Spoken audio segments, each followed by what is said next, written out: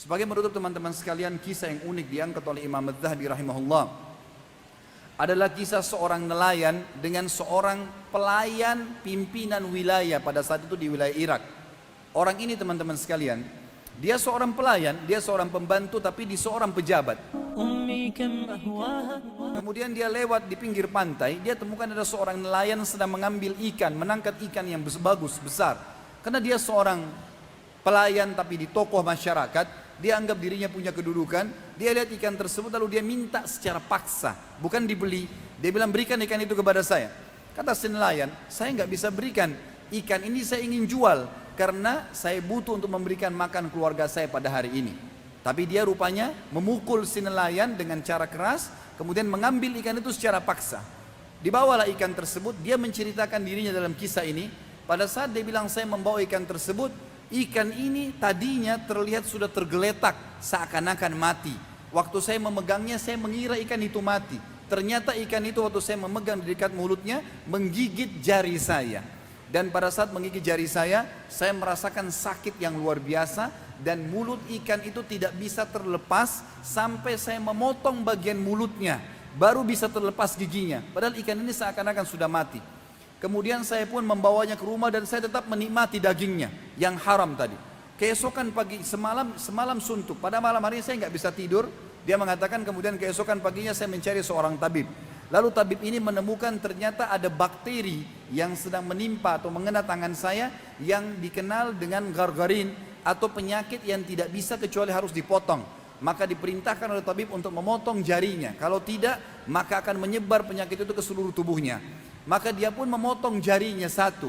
Ternyata sakitnya masih dirasakan. Akhirnya dipotong ke seluruh jarinya 5 masih dirasakan sakit juga. Dipotong telapak tangannya, masih terasa sakit juga, sampai dipotong setengah, sampai di lengannya, dipotong semua lengannya. Itu pun dia masih mulai merasakan sakit ke seluruh tubuhnya, nggak bisa tidur, nggak bisa makan, nggak bisa duduk, nggak bisa buat apa-apa.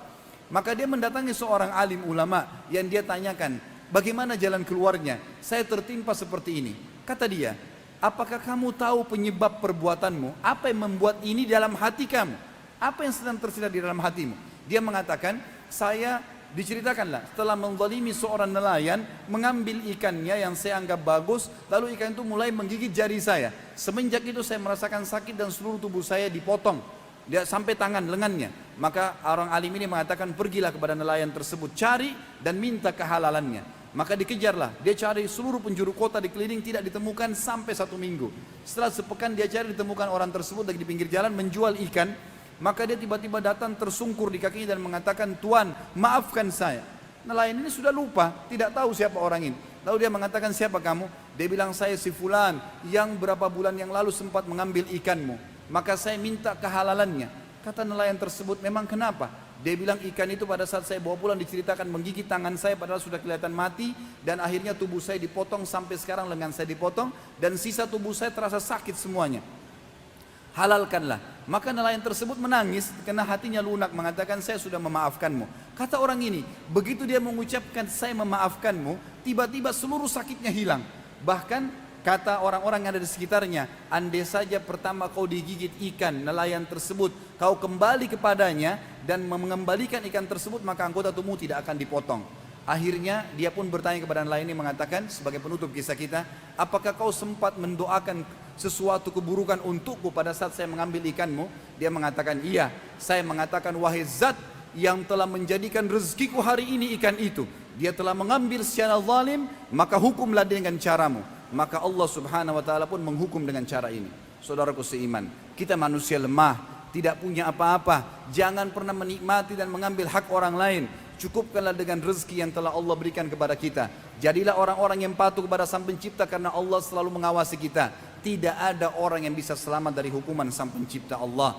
Maka hati-hati sekali lagi, jagalah jangan sampai menzalimi orang lain dan cukup menikmati yang Allah telah berikan kepada kita.